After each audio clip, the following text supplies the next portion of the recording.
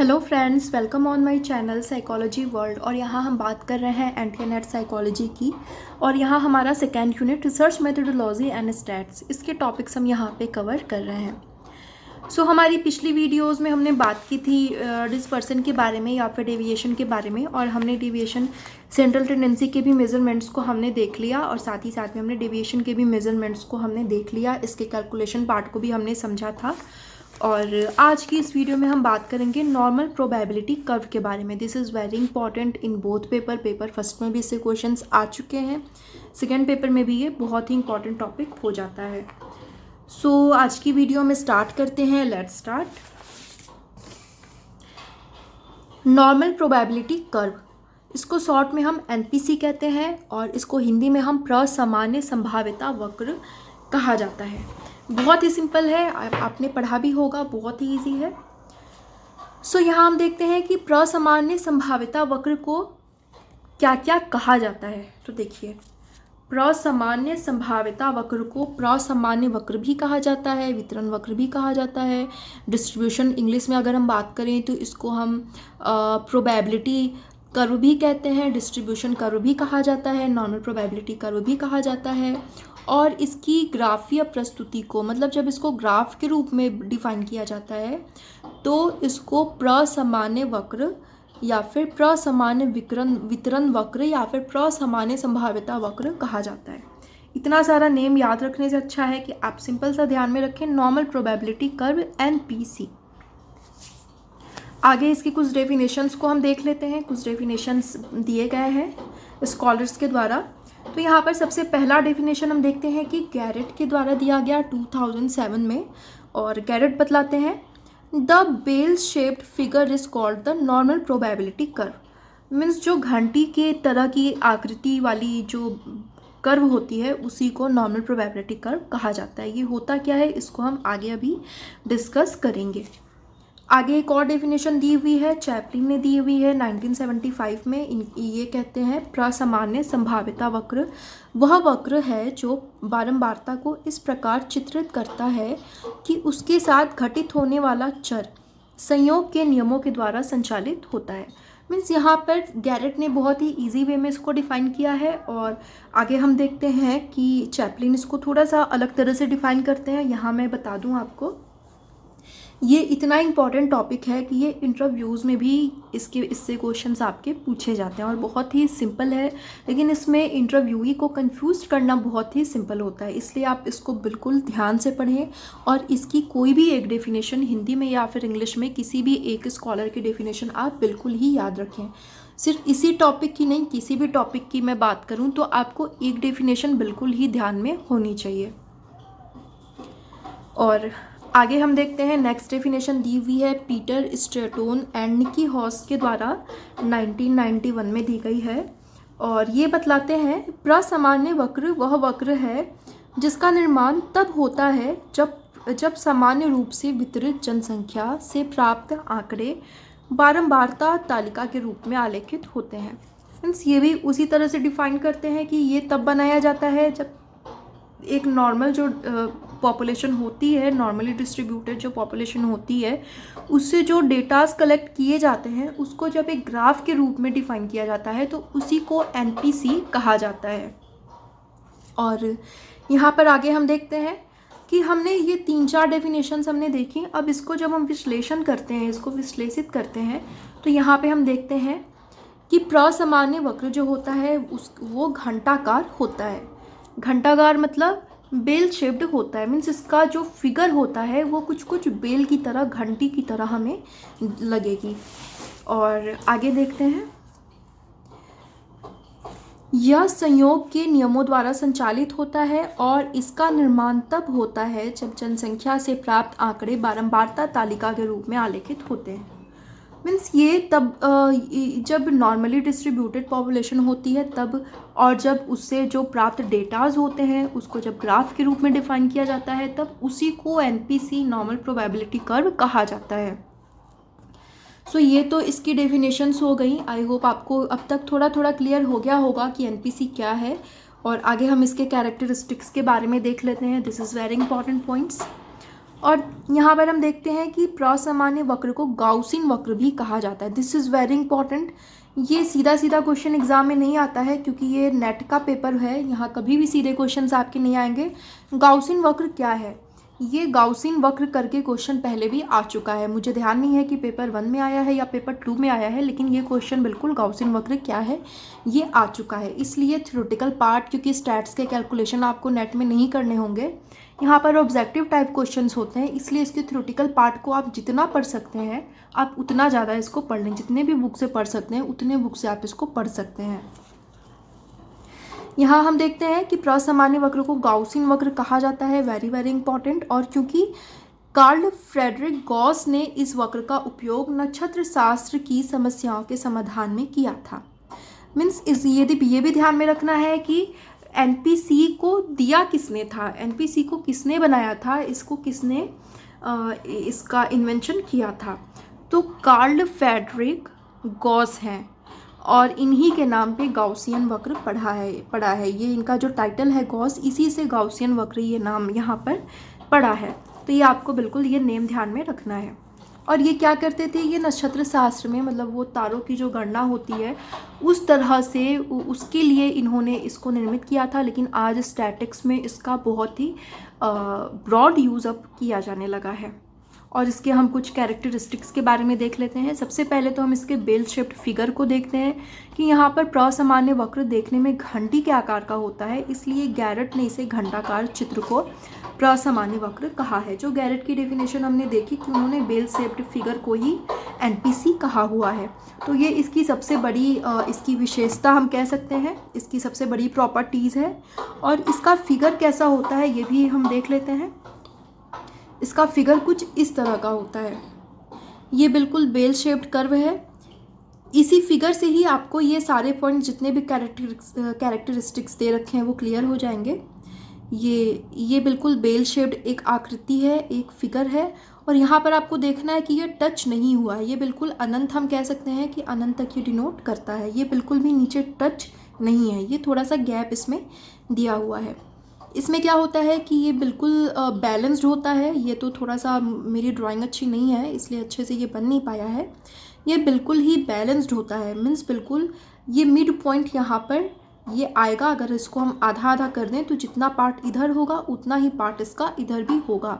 और आधा आधा क्यों करेंगे, इतना बैलेंस्ड ये क्यों होता है, इसलिए होता है क्योंकि यहाँ पर मीन, मीडियन और मोड बिल्कुल यहाँ पर मिड में होते हैं। मतलब ये इतना ज़्यादा बैलेंस्ड होता है कि अगर हम इसके द्वारा प्राप्त डेटास का अगर हम सेंट्रल टेंडेंसी निकालेंगे तो मीन, मीडियन और मोड में हमारा 0.1% का भी डिफरेंस नहीं आएगा, तीनों बिल्कुल ही सेम आएंगे, इसलिए ये इतना ज़्यादा बैलेंस्ड होता है।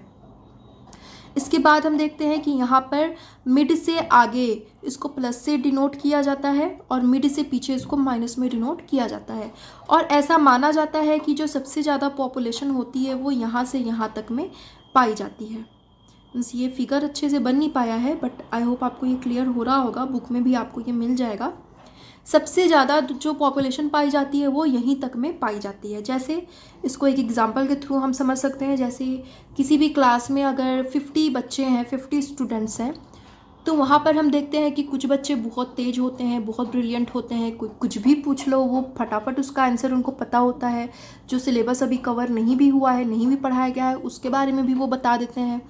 कुछ बच्चे होते हैं कि वो सिलेबस के साथ चलते हैं, टीचर के साथ चलते हैं, वो मतलब जितना पढ़ाया गया है वहाँ तक कोई पूछ ले वो कर लेंगे, अगर वो एग्ज़ाम देंगे तो उनका एवरेज मार्क्स आता है।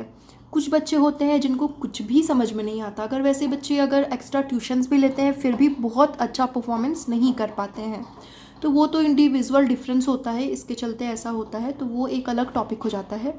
मीन्स यहाँ पर मैं ये कहने की कोशिश कर रही हूँ कि यहाँ पर आप देखेंगे कि किसी भी क्लास में जो ब्रिलियंट बच्चा होता है तो बहुत सारे बच्चे ब्रिलियंट नहीं होते हैं। उनमें से अगर 50 स्टूडेंट्स हैं या फिर 20 स्टूडेंट हैं तो उनमें से 2 स्टूडेंट या 3 स्टूडेंट ब्रिलियंट हो सकता है, 2 से 3 स्टूडेंट या फिर 2 से 4 स्टूडेंट बहुत ही पुअर हो सकते हैं, और बाकी के जो स्टूडेंट होंगे वो एवरेज स्टूडेंट हो सकते हैं। मीन्स मीन्स जो एवरेज बच्चे होते हैं जिनका IQ एवरेज होता है उस तरह के बच्चे हो सकते हैं। तो ये बेल शेप्ड फिगर जो है वो यही बतलाने की कोशिश करता है कि अगर पॉपुलेशन नॉर्मली डिस्ट्रीब्यूटेड होता है तो वहाँ पर क्या होता है कि जो पॉपुलेशन होती है, सबसे ज़्यादा जो आंकड़े होते हैं, सबसे ज़्यादा जो डेटाज होते हैं वो बिल्कुल मिड में आते हैं, सबसे ज़्यादा एरिया में बिल्कुल एवरेज वाले आते हैं। और जो सब बहुत ज़्यादा ब्रिलियंट होते हैं, मतलब ब्रिलियंट होंगे मतलब कि एवरेज से डेविएशन होगा उनका। तो एवरेज से जब डेविएशन होता है तो वो बहुत ही कम होते हैं, और उनको इधर अगर जाएंगे, बहुत ज़्यादा ब्रिलियंट होंगे तो प्लस में डिनोट होंगे, बहुत ज़्यादा पुअर होंगे तो वो माइनस में डिनोट होंगे, क्योंकि ऐसे बच्चे कम ही होंगे। ऐसा तो है नहीं कि पूरी की पूरी क्लास ही ब्रिलियंट हो या फिर पूरा का पूरा क्लास ही पुअर हो, ऐसा तो कहीं पर भी नहीं होता है। या फिर क्लास की ही बात नहीं, इसको हम कहीं पे भी अप्लाई कर सकते हैं। किसी की भी अगर पर्सनालिटी को देखें तो कुछ लोग अगर एक ही तरह से डिस्ट्रीब्यूटेड पॉपुलेशन है तो वहाँ पर कुछ लोगों की पर्सनालिटी बहुत ही अच्छी हो सकती है, बहुत ही अच्छा रिमार्क उनको मिल सकता है। कुछ लोगों की पर्सनालिटी बहुत अच्छी नहीं हो सकती है, लेकिन मैक्सिमम लोग वहाँ पर एवरेज में आएंगे कि उनकी पर्सनालिटी एवरेज है। सो आई होप आपको ये यहीं पर ही क्लियर हो गया होगा। आगे के पॉइंट्स में हम इन्हीं सब के बारे में डिस्कस करेंगे, इन्हीं पॉइंट्स पर हम चर्चा करेंगे। सो आगे देख लेते हैं। बाइलेटरल सिमेट्री, द्विपक्षीय सुडौलपन। जैसा कि मैंने अभी बतलाया कि क्योंकि दोनों तरफ से ये बिल्कुल सिमेट्री क्यों होता है, क्योंकि यहाँ पर मीन, मीडियन और मोड बिल्कुल मिड पॉइंट में होता है, इसलिए ये वाली यहाँ पर इसकी ये विशेषता होती है। इसको यहाँ पर मैंने इंक्लूड भी करा हुआ, इसको भी रीड कर लेते हैं। इस वक्र की एक मुख्य विशेषता यह है कि इसके मध्य या केंद्र से दाहिने वाला भाग तथा इसके बाएं वाला, लेफ्ट वाला भाग एक दूसरे से बिल्कुल समान होते हैं। दोनों एक दूसरे के समानुपाती भी होते हैं और वितरण की अधिकांश संख्या केंद्र में होती है।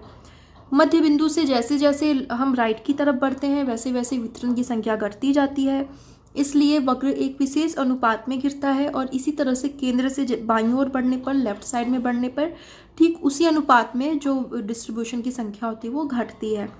इसीलिए इधर भी उसी अनुपात से वक्र गिरता है। इसी आधार पर प्रसामान्य वक्र के दोनों अर्धों की को सममित या सुडौल माना जाता है। इसलिए जैसा मैंने बताया कि मैक्सिमम जो पॉपुलेशन होगी वो सेंटर में आएगी, मिड पॉइंट पर आएगी, और कम ही ऐसे स्कोर्स होंगे, कम ही ऐसी पॉपुलेशन होगी जो कि आगे जाएगी, जिनका डेविएशन होगा, और कुछ ही ऐसी पॉपुलेशन होगी जिनका डेविएशन पीछे की तरफ होगा। तो उसको प्लस और माइनस में डिनोट उस तरह से करते हैं। इसलिए ये बिल्कुल ये हम देख सकते हैं कि बिल्कुल ये बैलेंस्ड फिगर एक होता है। आगे है नेक्स्ट पॉइंट, अनंत स्पर्शी।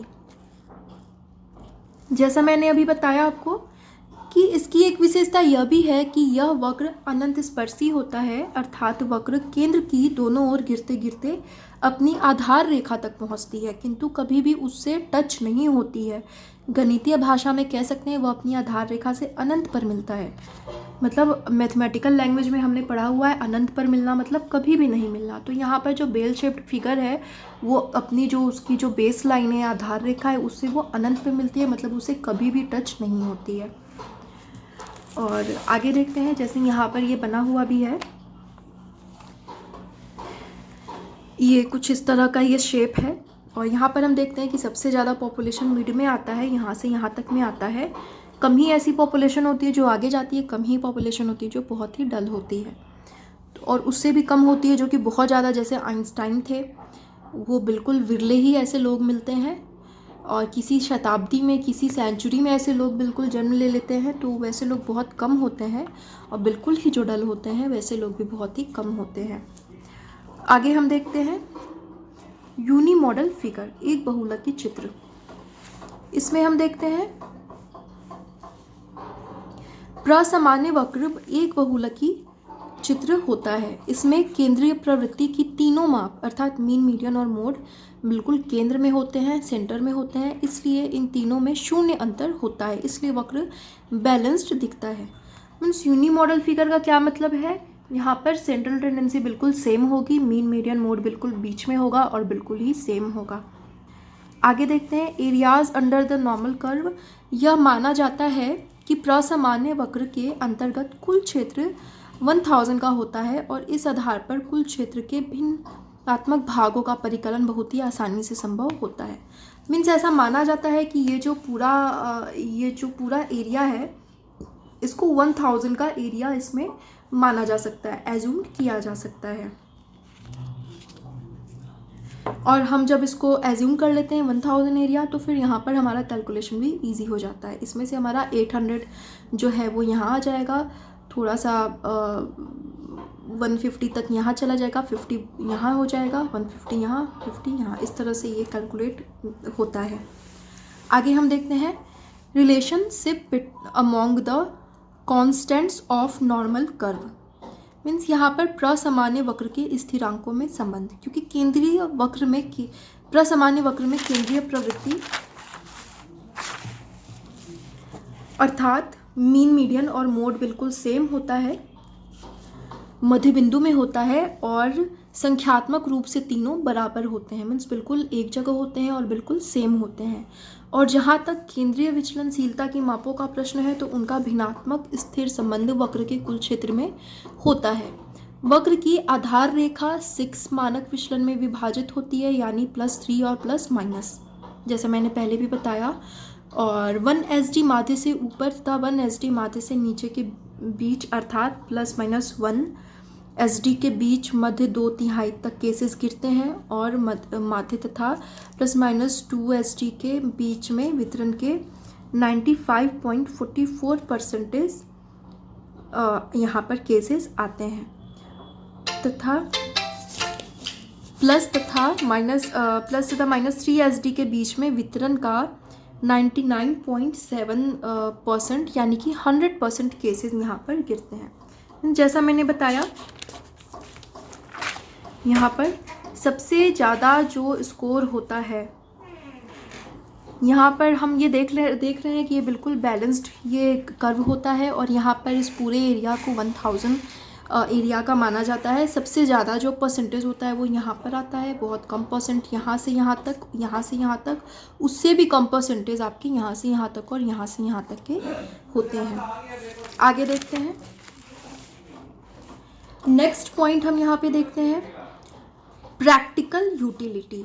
प्रसामान्य वक्र की एक विशेषता यह भी है कि इससे कई व्यवहारिक लाभ भी होते हैं, और इस वक्र के आलोक में कई जटिल समस्याओं का समाधान करना संभव होता है। मीन्स ये बहुत ही NPC is very practical curve, और इसको सोशल साइंसेज में बहुत ही ज़्यादा यूज़ किया जाता है।